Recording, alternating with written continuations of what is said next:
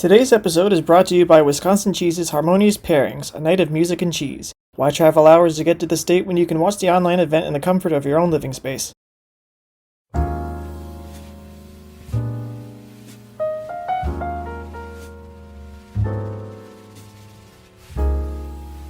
Hello, I'm the Obscure Epicure. If I don't eat, I don't work. The clips from tonight's episode were taken from a 1-hour online event called Harmonious Pairings, a night of music and cheese. Hence the foam. This event was the kickoff to the Wonders of Wisconsin celebration of American Cheese Month. As such, I will only be covering this one rather than the other 4 to come. These include the art of affinage, cheese, cheers, and beers, find your inner chef, and the Great Wisconsin Cheese Raffle. And is it just me, or does the countdown to a night of music and cheese sound like the karaoke version of Blondie's Heart of Glass?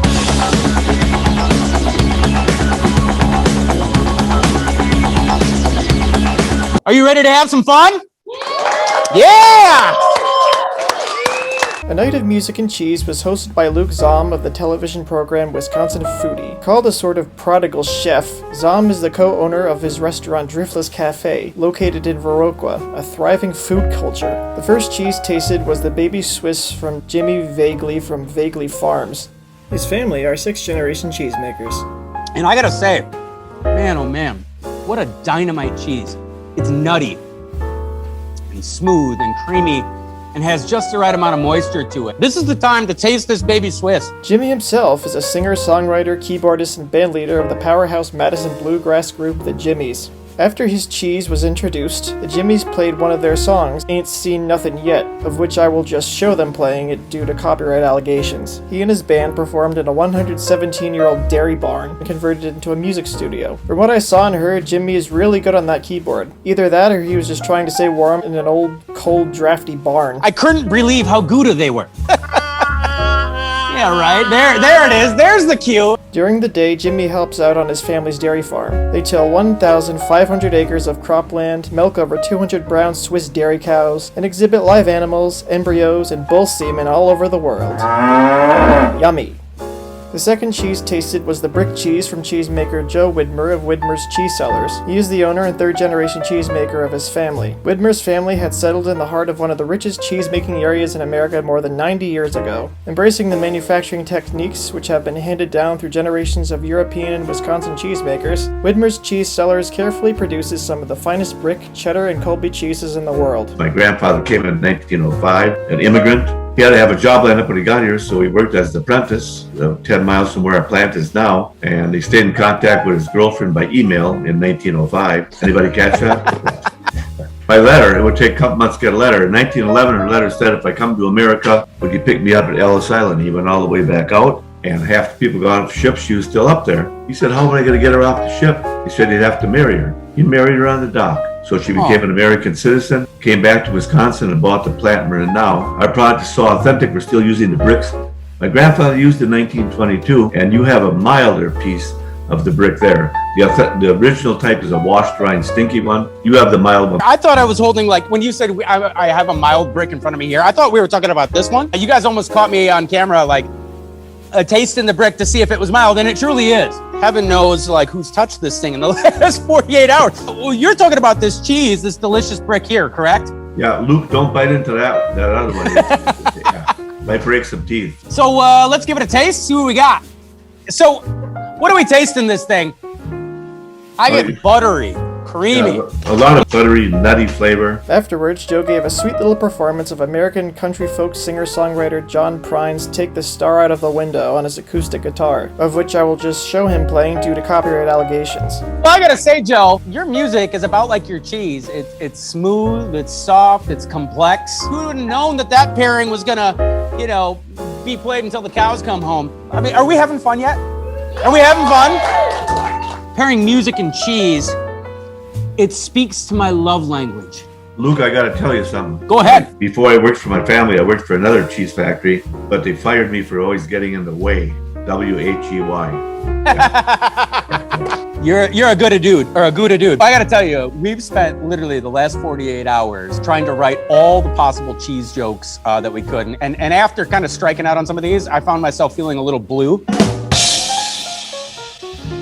But that one saved the day. This really takes the cake. Don't you mean cheesecake? Upon registration for the event, 5 people could also double their chances of winning a music-themed box containing the 3 cheeses for that night's event. Jimmy and Joe, obviously, are not the only creative maestros out there. We received a flood of clever song lyrics. You would be surprised how many people write in that incorporated cheese puns on social media. This would be by typing a piece of a famous song with a cheese pun on their Twitter profile, followed by a hashtag Wonders of Wisconsin. Unfortunately, there were only 5 winners for the top 5 cheesy tweets, with the number 1 entry being Let It Brie by the Breedles by Dr. Wen Minkoff. I myself wrote an entry about Asiago, but somehow it went overlooked. What we want to do right now is we want to award your lyrical creativity. The lyricist responsible for the top 5 tweets will receive this one-of-a-kind cheese board. Wicca, wicca, wicca, wicca, wicca! Let's diving into the top 5 cheesy tweets. Here we go. Coming in at number 5, a twist on Don't Stop Me Now by Queen. Don't Stop Me Cow from Carolyn Kasnoff. From Jamie Sepnick comes number 4. You've heard of moving to the country, gonna eat a lot of peaches? Well, Jamie is moving to Wisconsin to eat a lot of cheeses. I like the sound of that. Number 3 turns an ABBA classic on its head with Knowing Brie, Knowing You, courtesy of Scott S. Semester. At number 2, who needs a love shack when you can have a cheese shack? A little old place where we can get some cheddar. Yeah! Thanks to Audrey Sherrill for that one. And our number 1 cheesy tweet is Let It Brie by the Breedles, submitted by Dr. Wen Minkoff. Oh, the Breedles, the Breedles, the Breedles, meet them. All right, there it is. Hey, you have no idea. I've got all this swag in studio here. It's Meet the Breedles. Let me just read to you what our fantastic joke writers here have come up with. Can I do that for you, Wen? Absolutely. Number 1, I want to hold Havarti. Number 2, I saw her camembert. Number 3, she loves blue, yeah, yeah, yeah. She loves blue, yeah, yeah, yeah. She loves blue, yeah, yeah, yeah, yeah. Number 4, let it breathe, let it breathe. Let it breathe, let it breathe. And number 5, I get by with a little help from my Fontina. Who wrote that? Those were quite clever. Definitely much better than our joke writing here. Girl, there ain't nothing wrong with a little bump and rind. Okay. So. Get it? Queso. What do you say we get back to the cheese? That's what brings us all together, right? Yes! Now please spare me from these stupid puns! The third and final cheese tasted was the Pleasant Ridge Reserve from cheesemaker and friend of Luke Zahm, Andy Hatch, the owner of Upland's Cheese Company. As Zahm explains, Hatch may be literally the only man on the planet who can pull off denim on denim on denim. Who literally is the only man on the planet who can pull off denim on denim on denim. Just said that. The Pleasant Ridge Reserve is an aged Alpine-style cheese. Can you give me a synopsis of what makes that cheese so darn great? I mean, there's a lot of great cheese. I think our cheese gets attention because it's distinctive, and that's because we make it here on our farm, only with the milk from our own cows, only in the summer when they're on pasture, and those conditions are always going to give you a cheese that's particular to the place, to the farm. Our cheese doesn't taste like any other. That's kind of the point. I think that's what grabs people. I would agree. And that process, that aging process that's so important to your cheese is often, it's referred to as affinage, correct? Well done. Thank you. I gotta say, for a kid from Lafarge, I feel like I really stepped up to the plate tonight. That's another food joke. Did you guys get that one? Oh, that's terrible. Gosh. The studio audience, seriously, it's a little tough in here, man. It's a tough room. And I want you to close your eyes when you taste this cheese, not only to get away from the searing image of me coming to you live through your television or computer or your phone or whatever you're on, but I want you to try and get the sensation of being on Andy's farm. Close your eyes, see if you can taste the grass. Andy sure looks like he's been tasting the grass. Can I eat the rind on this thing? You can, yes. That is cheese that's just been dried out by, repeated applications of salt. It'll have a different texture, obviously, and a different flavor, but it is all natural cheese. And, a hint, You're talking about tasting, smelling the farm. You nibble right up under the rind. I mean, that is really, what our aging rooms here on our farm smell like. It smells like heaven. If I come back in my next life as a mouse, look out, brother. I'm coming for you. You know what you're doing when it comes to making cheese. It tastes like you taste like you're on the right hand of God when you make this cheese. But if you can arrange for my reincarnation to come back as a cow on your farm, I'd be glad to let y'all milk me. And moving on. Though rather handsome for a farmer, when Hatch wears a baseball cap, he looks like Harry Dean Stanton. This cheese is literally, it defies explanation. After the Pleasant Ridge Reserve had been tasted, Hatch's band, Point 5, came on to play their song Pecatonica, of which I will just show them playing due to copyright allegations. The song tells of the river that drains just south of Hatch's farm by Jimmy's place. The video of the band playing the song was recorded in Pecatonica Elementary School. At least they spared no expense. When you look like me, it's hard to get access to a recording in an elementary school.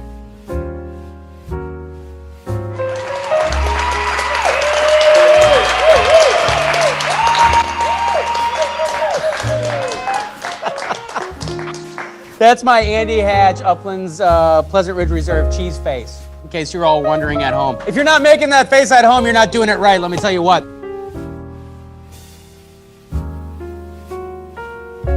My goodness, do we appreciate all of our guests for being here. Let's give it up for our guests again.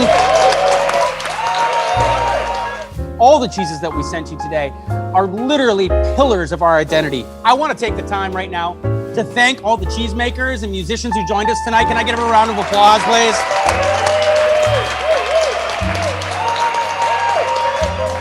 But what I want to also thank is you.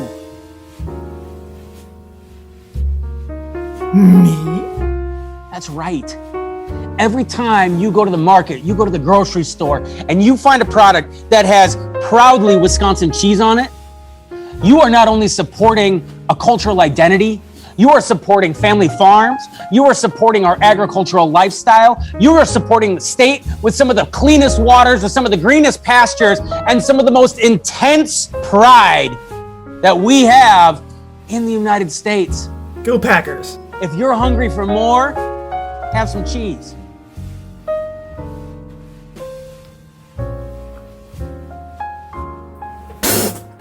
Thank you for joining us. Until next time, I'm Luke Zom, and have a good night, everyone. Here we go.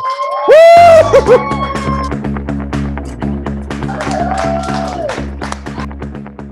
Although A Night of Music and Cheese wasn't obscure, it was just a fun hour of pairing dairy with folksy tunes rather than just the old standbys of chocolate or wine. Filled with singing, trivia, dancing spotlights, cowbells, and terrible cheese puns, A Night of Music and Cheese would cause anyone tuning in to have a rockin' Gouda time.